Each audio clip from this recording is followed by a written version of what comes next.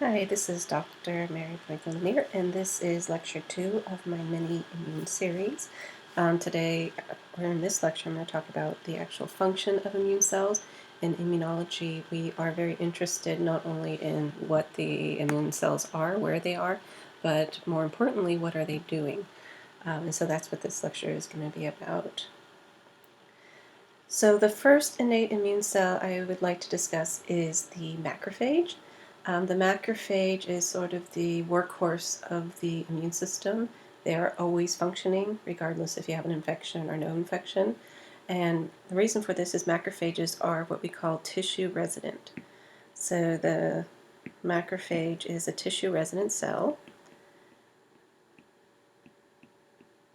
And what this really means is that most immune cells are going to be found in your primary and secondary lymphoid tissues, which are your thymus, your bone marrow, or your lymph nodes, your pyropatch or spleen. But macrophages can be found throughout your body, and they're going to be called different cells depending on where they're located. So you're going to have macrophages in your brain, you're going to have macrophages in your liver, in your kidney, etc. They're going to be everywhere. And the macrophage, their function in these tissues normally is going to be to help maintain homeostasis. So they have many functions, but one of the most important is to maintain homeostasis. And you can actually consider maintaining homeostasis even if there is an infection. So a macrophage, when you're not infected, will be getting rid of dead and dying cells. It has a way to identify cells that are stressed or are undergoing apoptosis for whatever reason, and it will remove those cells to allow a new cell to replace it so that the tissue can continue to function. When you have an infection, again, the infection is disrupting homeostasis, and the function of the macrophage is to try to get the immune system alerted to regain homeostasis, clear that infection, and go back to normal. So maintaining homeostasis is an important function of the tissue-resident macrophage. Now in the spleen, specifically, so splenic macrophages, and macrophages on the symbol with a circle with a slash through it. So splenic macrophages are important for filtering blood, and this is important for removal, of course, of dying or red blood cells, old red blood cells that are deformed. And it's also important for filtering anything that is coming into the blood externally. For example, mosquitoes can bite you and transmit pathogens, and those would be filtered through the blood. When you're getting vaccinated, for example, your vaccine will be filtered through the spleen, and you get an immune response to your vaccine.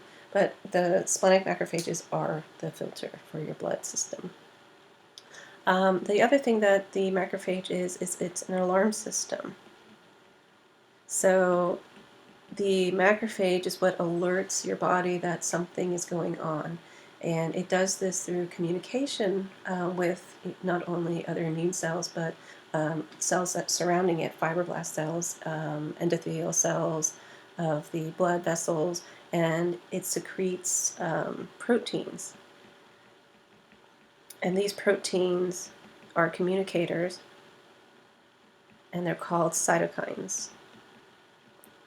Now, cytokines are a general term for proteins that will help to activate the immune system, and these cytokines can be things such as interleukin 8, interleukin 1, and TNF alpha, for example. There are many different types of cytokines. We'll talk about them specifically when we talk about an immune response. So they're going to secrete cytokines. They're also going to secrete chemokines, which is another form of a cytokine.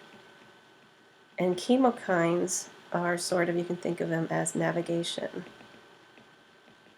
A chemokine is going to direct the immune response to the site of the actual infection. So a chemokine will tell the immune system that there is an infection in the skin, for example, and the immune system will know to go to the skin rather than go to the liver or the kidney. So chemokines direct the immune system to where they're needed. Another function of your macrophage is it's phagocytic. And phagocytic simply means active eating. And what macrophages can do is actively pick up different pathogens. So it can eat bacteria, parasites, different types of pathogens, and it has receptors to do this, which we'll talk about in a future lecture. So they actively eat. Once they eat a pathogen, they're going to take it up into an endosome. And as you learned in biochemistry, it's going to fuse with a lysosome. And a lysosome is a little pouch that has low pH and enzymes that function at low pH. And these enzymes will digest whatever it took up, the bacteria, the mold, the parasite, and then hopefully clear that potential pathogen. And then, so the last thing macrophages I want to talk about are they are an antigen-presenting cell. And we're going to talk more about what an antigen-presenting cell is, but what's important to know is that they can activate CD4 and CD8 cells. Okay, there are very few cells in your body that can activate both of these cells. All cells in your body can, that are nucleated can activate CD8s, but only true antigen-presenting cells can activate CD4s. So macrophages are a true antigen-presenting cell. Okay, now the next cell I want to talk about is going to be your neutrophil. Now your neutrophil is also a phagocytic cell, but it is not tissue resident. So a neutrophil falls in the category of a granulocyte, and it not tissue resident. And so this means that it has to be recruited to the site of infection, and it is recruited to the site of infection by those macrophages producing those chemokines and cytokines. So a neutrophil is recruited to site of infection. Now the neutrophil is the most abundant cell circulating in your white blood cell circulating in your blood.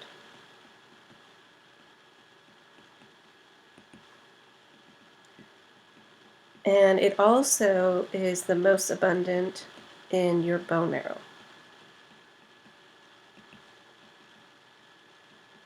And neutrophils, mature neutrophils, like to hang out into in the bone marrow and wait for a signal from a macrophage that they are needed, and they get released in mass, and they reach high numbers circulating in your blood, and then they go to the site of infection.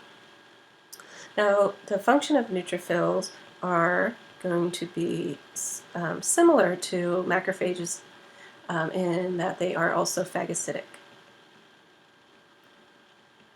So it's the same thing as a macrophage. They're going to eat whatever's at the site of infection. They're going to try to destroy it using lysosomal granules. And hopefully, again, they help to contain that infection. The other thing that neutrophils have is they have granules that contain proteins that get released, and these proteins can help to hopefully contain and digest and kill the bacteria. So they release their granules. And the granules are going to be toxic to bacteria, but also cells. So neutrophils can do damage, so they can cause a necrosis at the site of infection just by killing cells. The other thing that neutrophils do is they can release their own DNA. So when all else fails, the neutrophil will release DNA, and these are referred to as nets. So since DNA is, of course, charged, once the DNA hits the water in the tissues, it becomes sort of this gel, and which is referred to as nets. And what this does, it traps the bacteria. It stops them from being able to spread. It holds them in place so that other neutrophils or macrophages can come along and eat the bacteria and destroy them. So neutrophils, in essence, commit suicide in order to help stop the spread of the infection. Now, neutrophils are going to be short-lived. They The tissue-resident macrophages, on the other hand, are long-lived, so they're going to be short-lived, and pus is dead or dying neutrophils, primarily. I mean, of course, if a macrophage is dying, it'll also be part of pus, but because there's so many neutrophils, pus is mostly made up of dead and dying neutrophils. Okay, so the next cell that we want to discuss are your eosinophils. Your eosinophils are are a granulocyte again. And their granules contain a very important protein. So eosinophil function primarily is to target parasites and hemolymph infections, worm infections.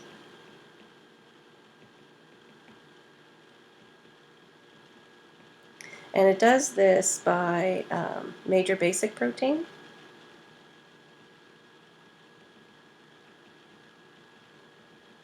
Okay, and major basic protein is basically a protein that is in the granules of the eosinophil, and when the protein gets released, it'll land on the surface of the parasite or the worm, and it can create an acid that basically eats away the outer layer of the pathogen and helps to kill that pathogen. So it's very important for parasitic and worm infections. Unfortunately, it's also been associated with chronic asthma.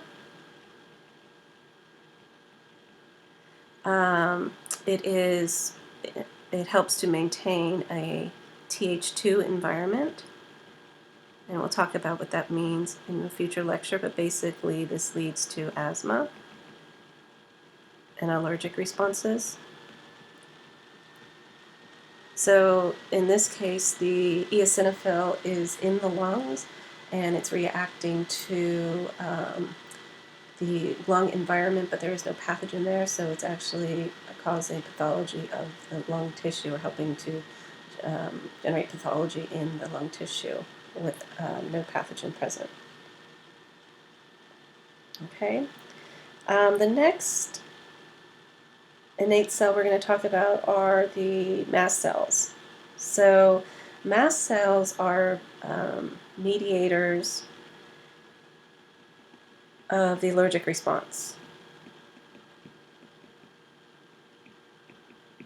Now, eosinophils can play a role in allergic response as well, but mast cells are the major mediator.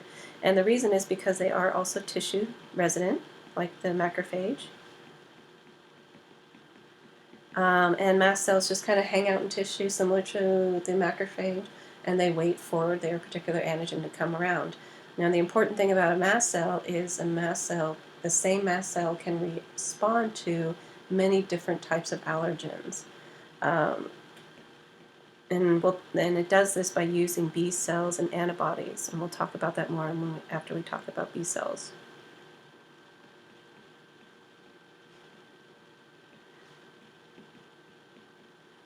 And so the danger of a mast cell is that it is tissue resident, and if you have a allergen that can get into the blood, and allergens that get into the blood are like peanuts, shellfish, bee venom, and bee venom allergen, and these guys enter blood and activate systemic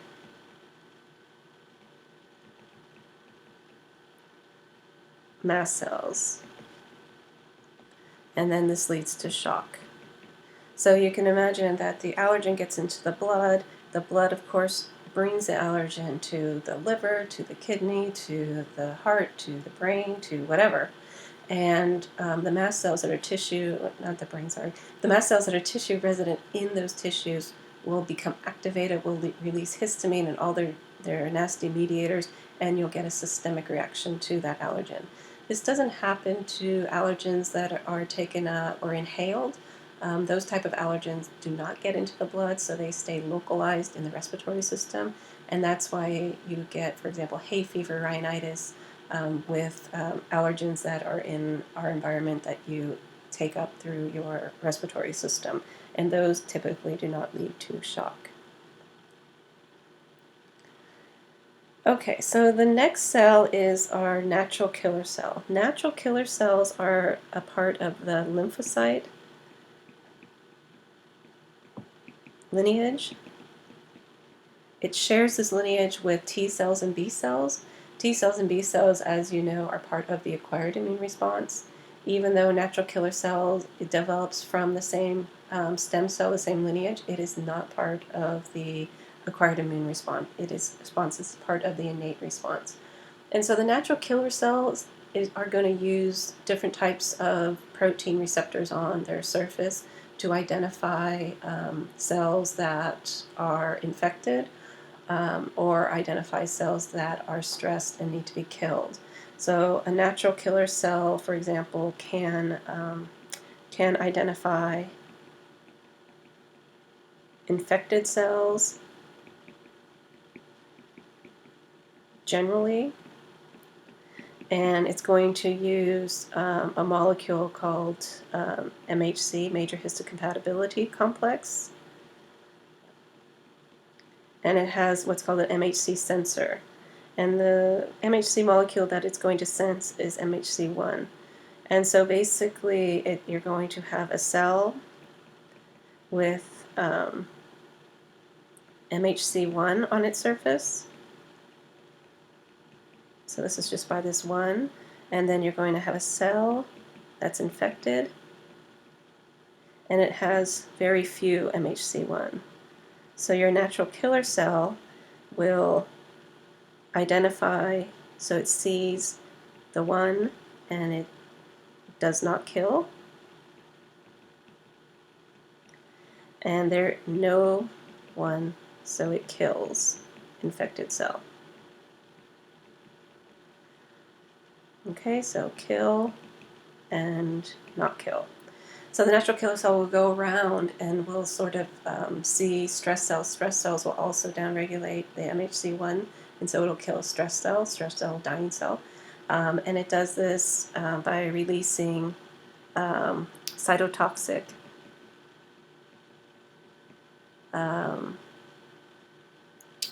proteins, or initiating apoptosis. Okay. Now, the natural killer cell also is important in releasing interferon gamma. And interferon gamma will help generate what's called a Th1 environment, which is good for intracellular pathogens.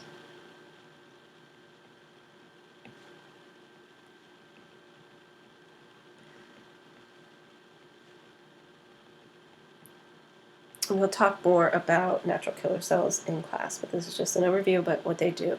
So they roam around the body looking for infected or stressed cells. They look for patterns on the surface of cells to identify that the cell is not normal, and any not normal cell they see, they will kill that cell. And then finally, let's talk a little bit about the dendritic cell. So dendritic cells are an antigen-presenting cell, and that's really its main function. So this means it can activate CD4 and CD8 T cells. Now, the important thing about dendritic cells is they are tissue resident, but they also migrate to draining lymph nodes.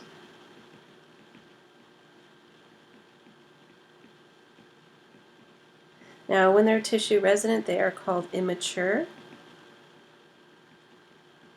dendritic cells, and when they migrate, they are called mature. dendritic cell.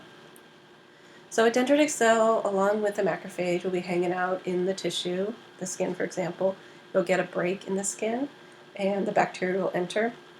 Your macrophage, as we discussed, will become the alarm system, will alert things to come into the site of infection, neutrophils, for example.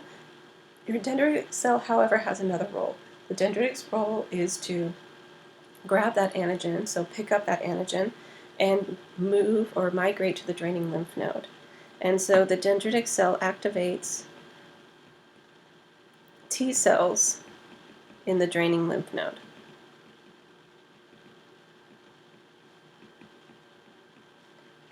Now, in the draining lymph node, these dendritic cells will hang out for a long period of time and present whatever antigen they picked up. So, for example, from the skin, they picked up a staph bacterial. They'll go to the draining lymph node and present staph antigens to the immune system, to your T cells. So the dendritic cell is primary function is to activate T cells. Okay. Now there is one more cell. It's the basophil, and the basophil is probably the least amount of information is known about the basophil, but it's thought to have a role in allergic responses. And B cell development. We will not spend too much time on basophils, however. All right, this is the end of this mini lecture. Thanks.